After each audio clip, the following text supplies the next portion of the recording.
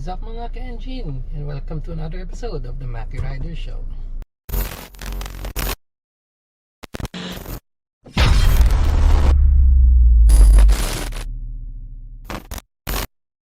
Okay, so ang i-discuss naman natin today is possible ba palitan yung infotainment o yung Android unit ng expander. So ang sagot dyan ay yes. So ito yung dating infotainment ng expander. So makikita nyo laki, no? Hindi siya parang tablet lang. Kala mo tablet lang pero pag binuksan mo malaki siya, bulky and all. So ito yung dating Android unit. Hindi pa nga full Android pero pwede mo siyang dayain ng konti para maging full Android. Pwede kong explain yan sa ibang video, no? So ngayon ito na yung itsura niya. Ayan. So yung dati ay 7 inch, ngayon ay naka 10 inch ng infotainment full Android and all kompleto yan na may Netflix, pwede ka mag Spotify, ayan, may Spotify, may Netflix, may Maps and all, and pwede ka pa mag-install and more. So ito mas stylish na siya, mas malaki na siya, mas maganda na siya. So ito yung before, kung makita mo yung size, no, lagyan natin dyan. So ayun yung nasa taas, ito yung stock, tapos ito na yung bago ngayon. So mas maganda na siya, mas mabilis na siya, mas compatible din naman siya sa functions ng expander na. So kagaya ng itong pag pinindot mo tong controls mo rito, magpo-function din yan. As you can see yan, volume up, volume down, gumagana din yung left and right, sabihin natin radio. So nagpo-function din yan. Ayan, pwede mong function gamit yung controls dito sa manibela, and then kahit yung controls ng mga master key nya meron din. So ayan, so balik natin yan. So yes, pwede siyang palitan. Explain ko sa ibang video kung paano siya ini-install. Bigyan ko lang kayo ng idea kung ano yung meron ito at saka ano yung kailangan nyo para makapag-convert kayo dito. Madali lang naman siya, kailangan nyo lang magkaroon ng idea sa mga wiring, pero very basic lang siya, konting-konti lang yung gagalawin nyo. The rest is plug and play. Alright, so next nyan is gumagana ba pati reverse? So yes, set natin sa reverse. So as you can see, no, gumagana yung reverse nya. Yung camera, stock na camera ng expander yung ginamit ko, hindi ko na ginamit. May kasama to, pag binili mo may kasama to na camera. So kung halimbawa may Mirage yung sasakyan mo na wala namang stock na camera and all, so pwede pa rin to sa mga Mirage, kanyan, sa kahit anong actually sasakyan, kahit yung mga 1994 models ng sasakyan, pwede pa rin to magamit, walang problema. Yung mga luma lang, kasi ito may built-in tong amplifier, hindi ko nagkakamali. So wala ka nang babaguhin sa wiring, literal kabit mo lang. So ngayon so yung rear na camera ginamit ko yung stock pero yung GPS kailangan nyo gamitin yung galing dun sa device. Ito yung sa dati, yung nandito sa dulo. Kailangan nyo gamitin yung nandito sa kasama ng unit, kasi iba yung socket nila. Pakita ko later. So ayan, possible siyang palitan, madali lang din siyang palitan. And then itong kung ito napapansin nyo, binili ko rin yan. Lahat to actually sa Shopee galing Ito ay 10 inch din na frame, so mabibili nyo din sa Shopee yan, hanapin nyo lang. Compatible naman yan, pareho lang sila ng kay expander na stock, pero yung kay stock kasi is pang 7 inch lang, so mas maliit, hindi mo magagamit dito. So pwede mo naman orderin si pang 10 inch na version na frame, which fit pa rin naman pag sinalpak nyo dito. Ayan, so wala naman siyang, kung nakikita nyo, wala naman siyang butas or something whatsoever. Okay siya, fit na fit siya, wala siyang problema.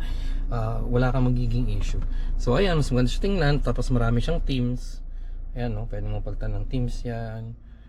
Sabihin natin, ayan, pwede natin palitan to. Ayan, ganyan, magbabago yung theme niya. Pero ako kasi pinaka-bet ko is ito talaga.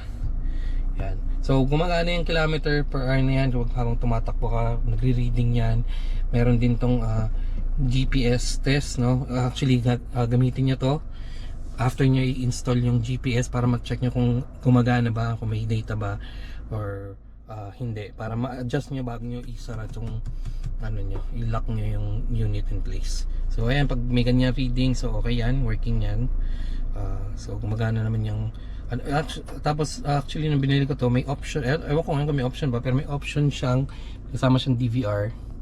Ayan, so ayan, may DVR yan, recording, pwede mo na pull din yung recording straight dito.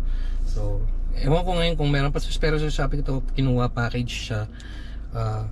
Pwede ko naman add yung description sa link ko saan ko siya nabili, pero ayan, so ganyan siya ngayon. So it is possible na palitan yung unit, no, ng ibang style. Merong 9-inch, may 10-inch, may 7, kaya bahala ko ng trip nyo, no. So yung likod, para magka-idea kayo bago kayo bumili, ito yung itsura nya. So maraming ports dyan, no.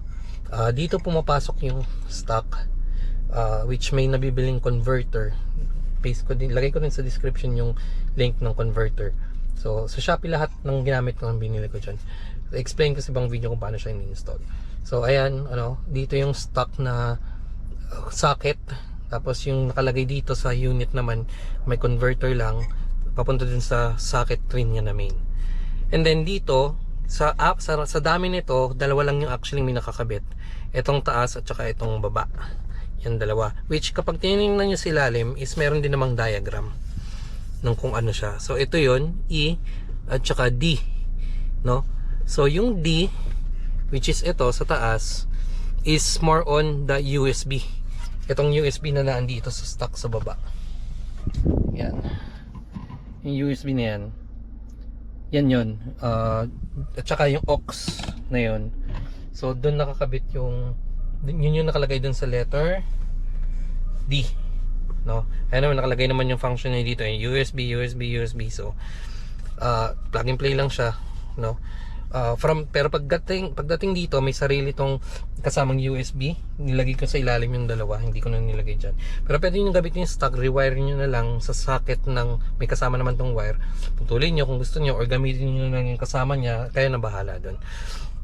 And then itong isa naman is para dun sa reverse camera, so which is letter E, no? More on dun siya sa reverse camera. So kapag nag-reverse ka ng camera, yan nga, lalabas dito, lalabas din dito. Ang ginawa ko is parang ang connection nun is parang yung sa mga DVD na luma, yung dilaw, aux type. So hindi ko pinutol na yun, dinagtungan ko lang ng konting wiring, pakita ko na lang eventually. Inano ko lang yun, pinutol ko lang ng dinugtungan ko lang ng wire para magamit ko dito, para in case halimbawa nasira to, tatanggalin ko lang lahat ng kinabit kong adapters tsaka wire, tapos plug and play ulit siya dito. So pwede ko siya ibalik agad anytime, walang kahirap-hirap, kasi plug and play nga mostly. Parang 2-3 wire lang yung gagalawin mo para ma-convert mo dito, which is mostly the reverse camera at saka yung ground, kasi yung ground naka-separate yan, hindi naka-attach dito. Dito naka-attach naman, doon hindi. Alright, so yun lang, no? Like and subscribe if you want to know more sa iba pang tungkol sa expander, yung fuse box para magkabit ng mga ilaw. Kung nakita niyo ibang mga shorts ko, may ano ako doon, may underglow yung sasakyan. Meron din actually dito sa loob. Ayan, so pati itong lining nung ayan, so maganda yung pagdali. Tingnan na lang sa shorts, sa YouTube shorts ko.